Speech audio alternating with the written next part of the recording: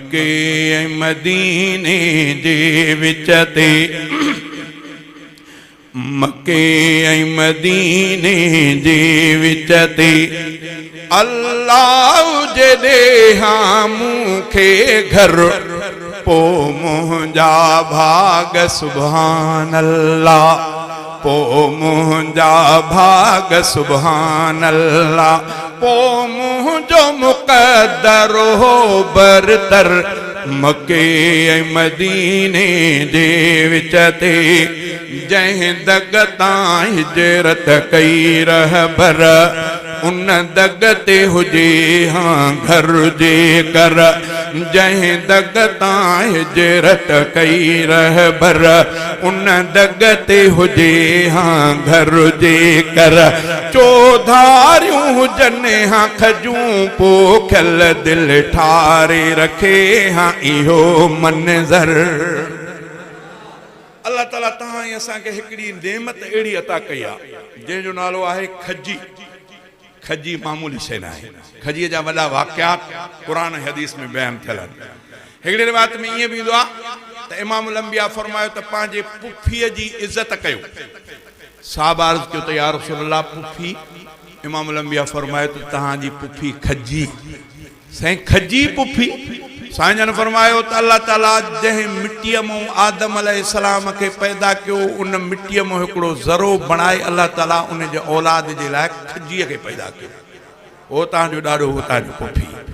इहो तव्हां आलमनि खां ॿुधो आहे त साईं जन जॾहिं मदीनतुल मुनव्वर हिजरत करे आया मस्जिद नबवी खजनि जो बाग ज़मीन कुझु ख़रीद कयूं कुझु मिली साईं जन उन जा हिते मस्जिद जी तामीरात शुरू कई जंहिं जा हिते मेहराब बणायूं उन जे भिक में हिकिड़ो खजीअ जो थोड़ो मथों त कटिजी वियो पर सुकल थोड़ो। साईं जन ख़ुतबे जे लाइ आया त उन ते हथ रखी करे ख़ुतबो फरमायो। हिकिड़े साहिब सवारे अर्ज़ कयो त या रसूल अल्लाह मां हे काठ जो कमु कंदो आहियां जंहिंखे सिंधीअ में असां ढकाणो को कमु चवंदा आहियूं। साईं मूंखे जे इजाज़त ॾियो त तव्हांजे लाइ मां कुर्सी मिंबर ठाहियां। साईं जन इजाज़त ॾिनी। कुझु वक़्त खां पोइ मिंबर हाणे साईं जन उन खजीअ जे थुड़ खे छॾे करे मिंबर ते चढ़ी करे ख़ुतबो शुरू कयो। हदीस में ईंदो आहे साहबनि चयो त असां रोअण जो आवाज़ ॿुधोसीं जीअं नंढड़ो ॿारु रोअंदो आहे ईअं आवाज़ ॿुधण में असांखे आयो। हेॾे हेॾे साहबनि निहारियो इमामुल अंबिया मिंबर तो लही करे उन थुड़ खजीअ जेके प्यार पिया करनि उन्हनि खे परचाइनि पिया। इहा बि खजीअ जो वण। ईअं हिकिड़े दफ़े साईं जन हिकिड़ी जंहिंखे सिंधीअ में चवंदा आहिनि ॻुझारत ॾिठी। पाण फरमायो उहो कहिड़ो वणु आहे जंहिंजी निस्बत इंसान सां वेझी आहे। साहबी कंहिं कहिड़ो नालो खयो कंहिं कहिड़ो नालो खयो कंहिं बि साहबीअ खजीअ जे लाइ न चयो। पाछड़ीअ में पाण साईं जन फरमायो त उहो वणु खजीअ जो आहे। खजीअ जो अॻिते हली करे हज़रत अब्दुल्ला बिन उमर रज़ी अल्लाह ताला अन्हुमा सोणे उमर पंहिंजे पीउ खे चवंदा बाबा मुंहिंजी दिलि चवे पई त मां चवां त इहो खजीअ जो वणु आहे पर तव्हां वॾा जो सभई ख़ामोश थी वियो त पोइ मां वॾनि जे अदब जे करे न चयुमि पर मुंहिंजी दिलि घुरे पई। हज़रत उमर तड़पी पियो त काश जे करे पुट तूं इहा तेड़ी महिल रसूलुल्लाह जे आॾो ॻाल्हि करे त उमर खे इन खां वधीक ॿी ख़ुशी कहिड़ी थिए जो मुंहिंजो पुटु उहा ॻाल्हि थो करे जेकी रसूलुल्लाह सां ॿुधाई। बहरहाल उहा खजीअ जूं खोड़ निस्बतूं अलाह खां दुआ ताला तॾहिं त असांजे बुज़ुर्गान दीन में खजीअ जो वॾी अदब ऐं एहतराम आहे। ईअं बि रिवायत में ईंदो आहे जॾहिं इमामुल अंबिया उहद जे मैदान ते साईं जन जो ॾंदु मुबारक माना साईं जन जो शहीद थियो ज़ख़्मी थी पिया त उहो जेको ज़ख़म थी पियो उहो रतुम उन मां न पई बंदि थिए उते खजीअ जा फराहा तॾो उन खे साड़े करे उन जी छार मुबारक मुस्तफ़ा जे उन जाइ ते रखी वई रत बंदि थी। बहरहाल खजीअ जी निस्बत तमामु शाइर इस्लाम तॾहिं ॻाल्हि कई छा चई जंहिं दग तां हिजरत कई रहबर उन दग ते हुजे हाँ घर जे कर चौधारियूं हुजनि हाँ खजूं पोखियल दिल ठारे रखे हाँ इहो मंज़र पो मुंहिंजा भाग सुभान अल्लाह पो मुंहिंजो मुक़द्दर हो बरतर मस्जिद बि वॾी ठहरायां हाँ